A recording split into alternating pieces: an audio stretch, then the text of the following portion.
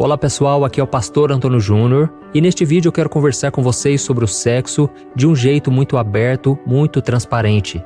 Eu tenho certeza que se você ficar até o final, muitas dúvidas serão esclarecidas e eu quero falar de um jeito bem simples, bem fácil de entender.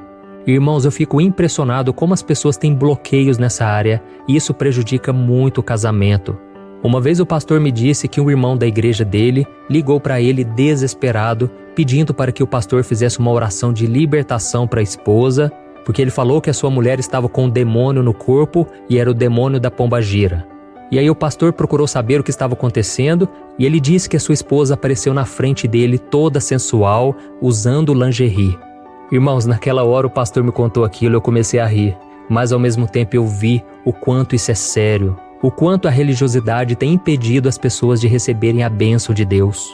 E aí tem muitos homens e mulheres que dão uma de legalista, que não pode nada, não me toque, mas aí quando eles estão sozinhos, são viciados em pornografia, e isso sem falar daqueles que traem o seu cônjuge. Irmãos, vamos ser sinceros aqui, muitas pessoas passam o tempo todo pensando em sexo, e isso não é por acaso, já que esse assunto está em todo lugar. Basta você assistir os filmes, as séries, basta você acessar a internet principalmente, ou então se reunir numa roda de amigos e aí sempre as pessoas comentam sobre isso. E no meio cristão isso também não é diferente, viu? Só que temos uma conduta diferente, principalmente envolvendo o sexo fora do casamento. Eu me lembro quando eu comecei a frequentar a igreja no ano de 2002, foi quando eu me converti, e eu me lembro que eles trouxeram ensinamentos da Bíblia mostrando que o sexo antes do casamento é pecado. E graças a esses ensinos, eu tomei a decisão de esperar o casamento. Eu me casei virgem com 29 anos e hoje eu agradeço ao Senhor por essa decisão. A minha esposa também se casou virgem, mas eu sei que a grande maioria não consegue esperar até o casamento. E isso não invalida a palavra de Deus, porque se você obedecer ao Senhor, com certeza você vai colher frutos. E mesmo se você cometer pecados e se arrepender, a promessa do Senhor é que o sangue de Jesus te purifica de todo pecado. Amém? E aí, quando as pessoas se casam, muitos pensam que agora está tudo liberado, podem fazer o que quiserem, e eu vou te mostrar na palavra de Deus que existem pelo menos 4 tipos de sexo proibidos, tá bom? Mas antes de começarmos, eu quero pedir que você se inscreva aqui no meu canal. É só você clicar no botão abaixo do vídeo, inscrever-se, e do lado vai aparecer um sininho. Clica também nesse sininho para você receber todas as notificações sempre que eu colocar um vídeo novo. Então venha caminhar junto comigo, ok? Irmãos, antes de qualquer coisa, eu preciso deixar algo muito claro. Não é pecado sentir prazer e gozar com o seu cônjuge, tá bom? Eu falo isso porque muitas igrejas têm esse assunto como tabu e eles pregam de um jeito que dá a impressão de que a pessoa está fazendo algo errado, e então o casal se sente sujo, mesmo estando debaixo da bênção de Deus. E um dos principais motivos disso é porque as pessoas ficam pensando: mas o que será que Jesus faria no meu lugar? E como Jesus não se casou e, é claro, não teve relações sexuais, as pessoas acham que o sexo é algo carnal e impuro. Então elas pensam, se Jesus não se envolveu nessa área, deve ser porque é pecado ou porque não é algo importante. Mas irmãos, deixa eu falar uma coisa aqui. Nem sempre a gente pode basear a nossa vida no que Jesus faria, porque Jesus não faria muita coisa. Por exemplo, Jesus não teve relações sexuais, não porque era algo negativo e que o afastaria do Pai, mas porque ele viu o sexo como fruto de um casamento. E ele não casou porque a sua única missão era morrer na cruz pelos pecadores. Por isso nós temos que viver a nossa vida baseados no que Jesus fez e no que Jesus ensinou. Amém? Jesus não era um pecador como nós somos, ele não foi salvo pela fé como nós fomos, ele não está separado de Deus como nós estávamos por causa do pecado. Ou seja, Jesus está em outra categoria. Então nós temos que focar no que Jesus ensinou. E o que será que a sua palavra tem a nos ensinar sobre o sexo dentro do casamento? No primeiro livro da Bíblia, o livro de Gênesis, nós vemos que Deus criou o homem e a mulher como seres sexuais. E isso não é pecado. Foi Ele quem criou o nosso corpo com os órgãos genitais para termos relações sexuais e nos reproduzirmos. E quando acontece a relação entre o homem e uma mulher, eles se completam e se tornam uma só carne. E lá no livro de 1 Coríntios, capítulo 7, o apóstolo Paulo ele fala muito sobre casamento e sobre sexualidade. Paulo diz, por exemplo, que o homem casado ele não deve se dedicar somente à obra de Deus, mas ele deve também cuidar das coisas do mundo para agradar a sua esposa. Ele aconselha também que o marido e a mulher não fiquem muito tempo sem relação sexual, a não ser se eles forem jejuar. Mas essa pausa no sexo não pode durar muito tempo, viu? Porque Satanás pode se aproveitar disso para tentar o casal e fazê-los cair em tentação. Irmãos, nós precisamos entender que a falta de sexo, ela pode gerar sim abstinência, ou seja, o corpo começa a sentir falta. E quando isso acontece, a pessoa fica mais vulnerável a agir de acordo com seus instintos carnais. Eu não estou dizendo que ela tem que agir de acordo com esses instintos, mas é algo que pode acontecer. E o diabo sabe muito bem disso. E isso explica porque muitas pessoas tomam decisões erradas ao agir por impulso e depois elas se arrependem profundamente disso. E por isso, antes de falarmos sobre os 4 tipos de sexo proibidos no casamento, eu quero fazer uma reflexão com você a respeito do adultério. Eu acredito que todos nós já ouvimos aquela frase, quem ama não trai, não é verdade? Essa expressão é muito romântica, mas quando você enfrenta uma rotina, os problemas de um relacionamento, você percebe que na vida real é tudo bem diferente. Eu estou falando isso, irmãos, porque infelizmente a quantidade de casos de adultério tem aumentado absurdamente, inclusive dentro das igrejas. E isso causa muito sofrimento e destruição para as famílias.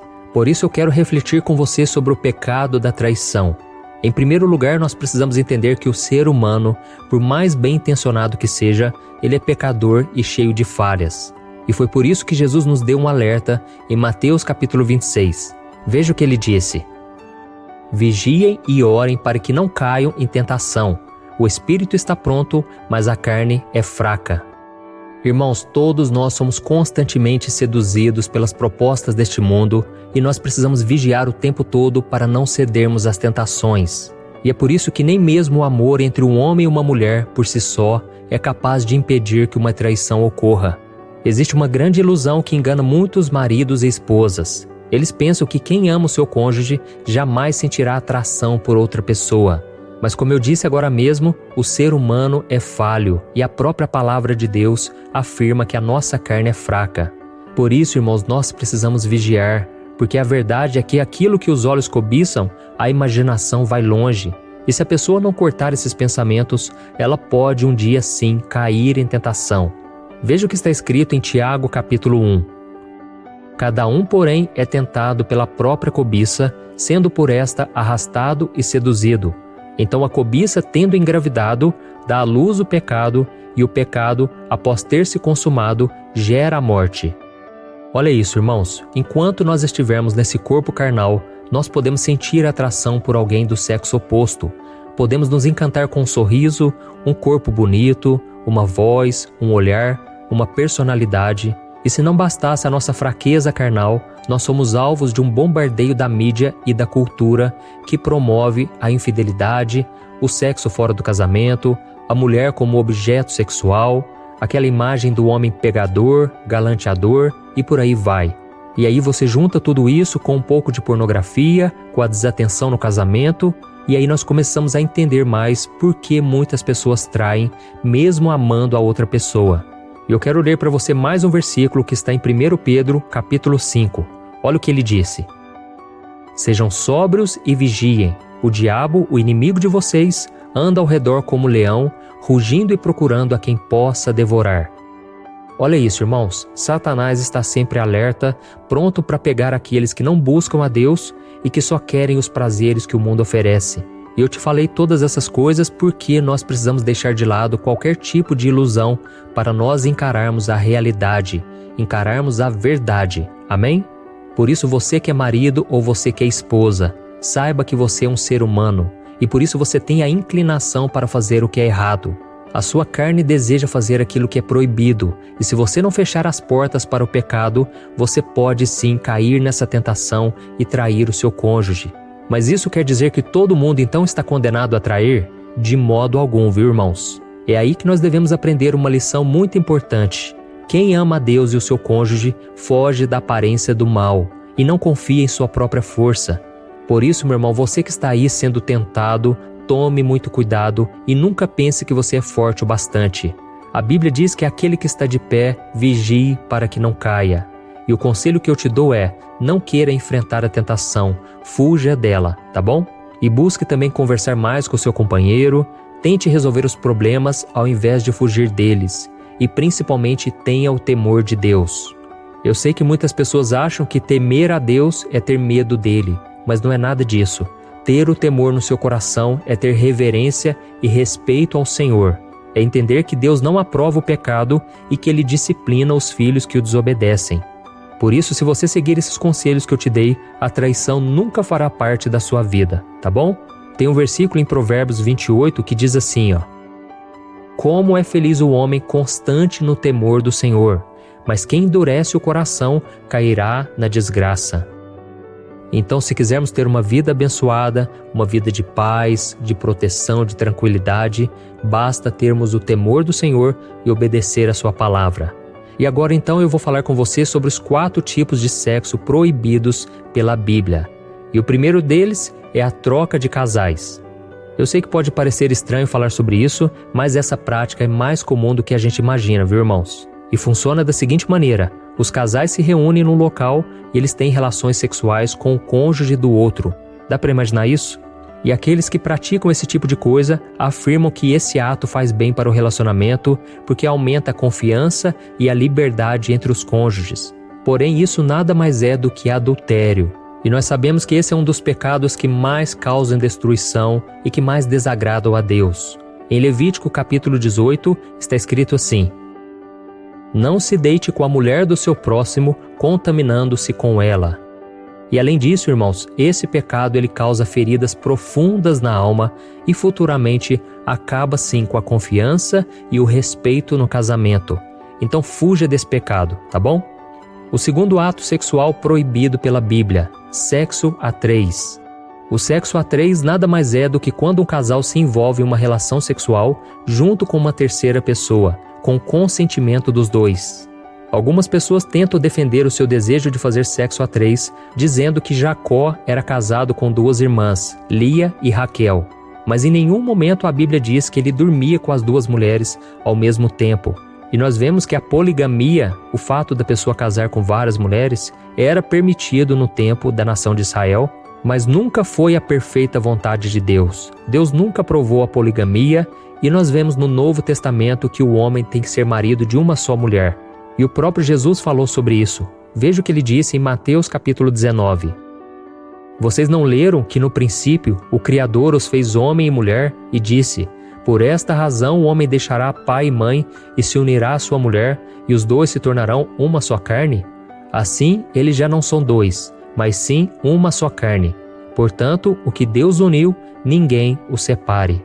Viu só, irmãos? Jesus falou de um homem e de uma mulher no casamento. Essa é a vontade de Deus. Ou seja, não existe espaço para outra pessoa em um casamento heterossexual, ok? O terceiro tipo de sexo que Deus proíbe na sua palavra é o abuso. Nós crescemos com aquela ideia de que um abuso só acontece quando um criminoso usa sua força física para ter relações com outra pessoa sem o seu consentimento. Mas isso não é verdade. Existe também o abuso dentro do casamento, que é quando um dos cônjuges obriga o outro a fazer sexo com ele sem que a outra pessoa aceite. E quem comete esse tipo de pecado usa aquela passagem de 1 Coríntios capítulo 7 de forma errada, para justificar o seu erro. Veja o que está escrito: A mulher não tem autoridade sobre o seu próprio corpo, mas sim o marido. Da mesma forma, o marido não tem autoridade sobre o seu próprio corpo, mas sim a mulher. E aí, irmãos, o que acontece? Eles retiram esse versículo do contexto e muitos homens acreditam que o corpo da sua esposa pertence somente a eles. E com isso eles acham que podem exigir sexo e têm todo o direito de forçá-las a fazer algo que elas não querem. Mas o que a Bíblia está falando é que nós devemos satisfazer o nosso cônjuge e não buscar apenas o nosso próprio prazer, tá bom? E o quarto tipo de sexo que Deus proíbe é a pornografia. Apesar de não ser um ato sexual em si, esses outros tipos de sexo proibidos geralmente são estimulados pela pornografia. E muitos casais cristãos dizem que assistem filmes pornográficos antes e durante a relação sexual para apimentar o relacionamento. Mas por mais que os 2 gostem disso, a pornografia pode ser algo muito perigoso. Porque quando a pessoa assiste um filme ou qualquer outro tipo de material pornográfico, a pessoa pode estar abrindo brechas para que o inimigo destrua o relacionamento. E a Bíblia diz que nós devemos manter a pureza no casamento. Olha o que a Bíblia diz. O casamento deve ser honrado por todos, o leito conjugal conservado puro, pois Deus julgará os imorais e os adúlteros. E você pode estar se perguntando aí, mas pastor, em relação ao sexo oral e o uso de brinquedos sexuais? Bom, irmãos, por mais que a Bíblia não dá uma resposta definitiva, vocês têm que analisar aí se vocês dois estão de acordo, porque se vocês não se sentirem confortáveis em fazer algo, então o certo é não fazer. O mais importante é honrar a Deus e respeitar o seu cônjuge. E aí vocês devem analisar se isso vai fazer bem para vocês, se vai aproximá-los um do outro ou se vai afastá-los um do outro, tá bom? É claro que a Bíblia não vai falar de todos os assuntos, porque senão não caberia tudo num livro. E quando algo não é claramente proibido por Deus, vocês podem julgar o que é permitido. Veja o que a Bíblia diz em 1 João capítulo 3. Amados, se o nosso coração não nos condenar, temos confiança diante de Deus e recebemos dele tudo o que pedimos, porque obedecemos aos seus mandamentos e fazemos o que lhe agrada. Tá, mas em relação ao sexo anal, por exemplo? Aí, irmãos, isso é algo que nosso corpo não foi feito para isso e até os médicos alertam sobre as várias complicações que podem ter, as doenças que isso pode causar, tá bom? Então, como vocês ouviram aqui nessa mensagem, o sexo dentro do casamento não é pecado de jeito nenhum, não é sujo, não é errado vocês sentirem muito prazer e também o sexo não é somente para reprodução, tá ok? Ele foi criado por Deus para nos dar prazer e se você quer ser muito abençoado, fique longe de qualquer forma de promiscuidade, de coisas que realmente desagradam a Deus. Escolha viver um relacionamento com respeito, com amor, os dois têm que estar de acordo com tudo e com certeza vocês serão muito felizes, estarão cada vez mais próximos, íntimos um do outro e isso vai ser bênção para todos vocês.